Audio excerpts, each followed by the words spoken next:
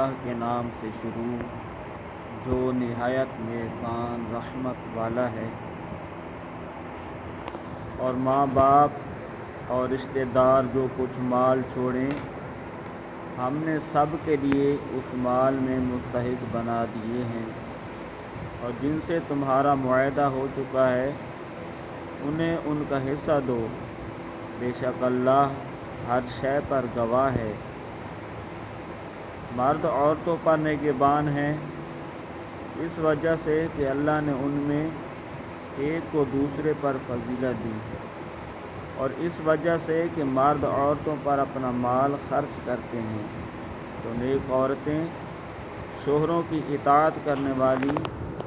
اور ان کی عدم موجودگی میں اللہ کی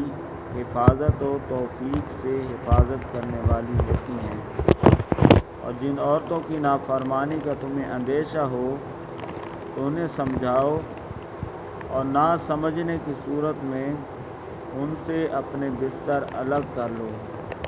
اور پھر نہ سمجھنے پر انہیں مارو۔ پھر اگر وہ تمہاری اطاعت کر لیں تو اب ان پر زیادتی کرنے کا راستہ تلاش نہ کرو،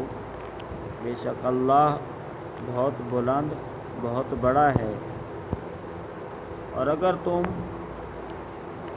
اگر تم کو میاں بیوی کے جھگڑے کا خوف ہو تو ایک منصف مرد کے گھر والوں کی طرف سے بھیجو، اور ایک منصف عورت کے گھر والوں کی طرف سے بھیجو۔ یہ دونوں اگر صلح کرانا چاہیں گے تو اللہ ان کے درمیان اتفاق پیدا کر دے گا، بے شک اللہ خوب جاننے والا خبردار ہے۔ اور اللہ کی عبادت کرو اور اس کے ساتھ کسی کو شریک نہ ٹھہراؤ، اور ماں باپ سے اچھا سلوک کرو، اور رشتہ داروں اور یتیموں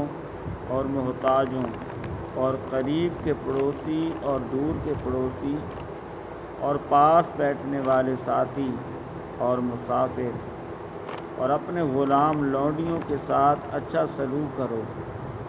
بے شک اللہ ایسے شخص کو پسند نہیں کرتا جو متکبر فخر کرنے والا ہو۔ وہ لوگ جو خود بخل کرتے ہیں اور دیگر لوگوں کو بخل کا کہتے ہیں،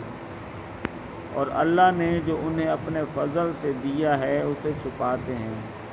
ان کے لیے شدید وعید ہے۔ اور کافروں کے لیے ہم نے ذلت کا عذاب تیار کر رکھا ہے۔